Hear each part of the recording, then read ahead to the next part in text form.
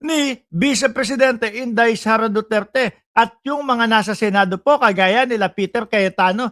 Alam mo natin yan. Ayan o, tingnan mo. Miski po si Matibag. Ako dati ko nang sinasabi sa aking mga vlogs, lagi kong sinasabi po sa ating mga live na ano po, yung ibang mga senador dyan, kaya sumasali yung mga yan dyan, no? Dahil po alam nila na posible na makulong sila in future time. No?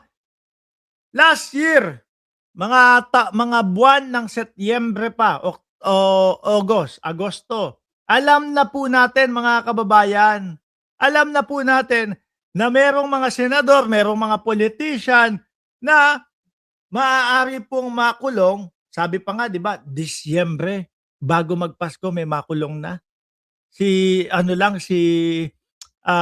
dating senador Bong Revilla lang po yung nandun. Pero eto ngayon, lumalabas na ho. Kaya ang nangyari, nagsama-sama yung may mga kaso, nagsama-sama yung may mga kaso o makakasuhan na alam nila na ma-ooblo sila, sama-sama tayo, no? Kailangan natin na ma-acquit si Sara Duterte doon sa kanyang impeachment upang sa ganun, pag tayo ay nakulong at napalitan si Bongbong Marcos sa 2028 ni Sara Duterte, ilalabas tayo ni Sara Duterte. May utang na loob sa atin ang Vice Presidente. Ganon. Di ho ba? Kaya, kailangan ma-acquit natin ang Vice Presidente. Ganyan po. Or matanggal si Bongbong Marcos, maiupo si Vice President Sara Duterte para yung mga kaso nakakaharapin natin, acquitted tayo lahat.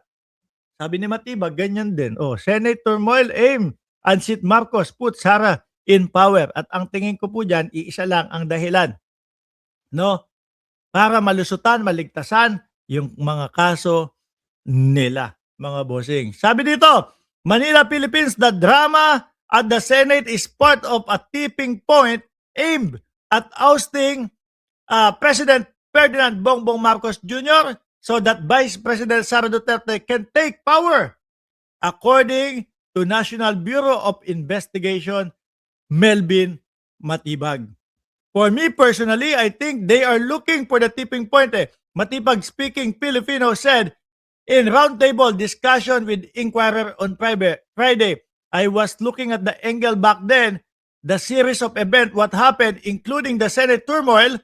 That is the direction, and we have intelligence report also on that. At when asked to clarify what he meant by tipping point, NBI said, para magkagulo. At isa po dyan sa mga umaasa na yan, mga kababayan, na wala pong iba kung hindi po si Bato de la Rosa, mga bossing. Oo! Kapag ka napalitan si Pangulong Bongbong Marcos at nailagay po si Sara Duterte, mga kababayan, malamang sasabihin, bawal o hindi na pwedeng arestuhin si Bato de la Rosa. Di ba? Kaya lang po, mukhang nanganganib ngayon si Bato de la Rosa, mga kababayan. No? May bumubulong sa akin, ang sabi, susuko na daw si Bato de la Rosa. Ano? Sabi ko, ano? Sabi sa, susubo na daw si Bato de la Rosa. Sabi ko, ano? Susubo na daw si Bato de la Rosa. Ano susubo?